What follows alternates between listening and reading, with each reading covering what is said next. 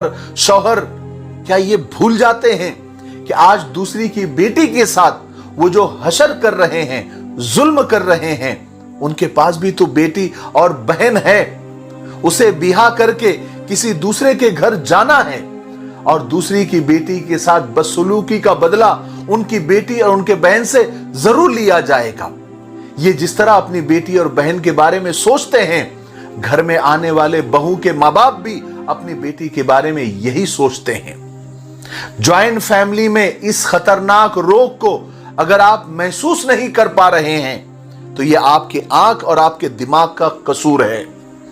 शरीयत की मुखालिफ जिंदगी गुजारने और एक दूसरे के हुकूक को हजम करने की जब कोशिश की जाएगी, जब जुल्म हद से बढ़ेगा, तो घर का माहौल वही होगा जो आजकल ज्वाइंट फैमिली में देखा जा रहा है।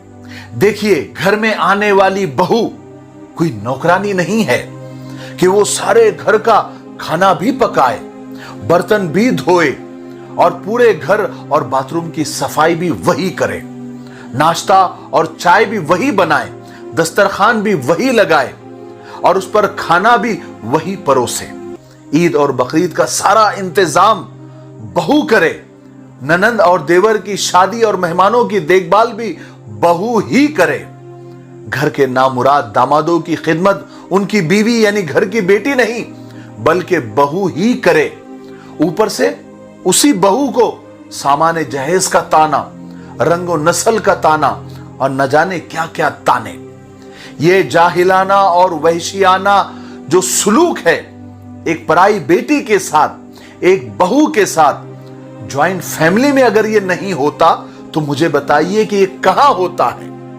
अगर किसी की पराई बेटी पर ये जुल्म हो रहा है और सब देख रहे हैं तो फिर ये सारे नामुराद शौहर जिनकी बीवियों पर जुल्म हो रहा है, ज्वाइंट फैमिली के इस बोझ को क्यों उठाकर फिर रहे हैं।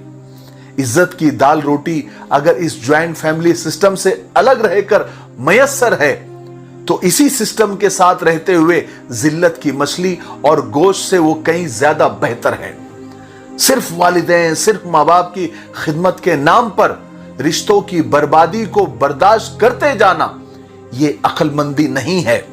सिर्फ माँ बाप की खिदमत के नाम पर किसी पराई बेटी को और बहू के हुकूक को मार देना और उस पर जुल्म करना और उसको जुल्म की चक्की में पिसते हुए रोजाना हर लम्हा, हर घंटा, हर दिन और हर रात देखते रहना, ये कहां की अक्लमंदी है।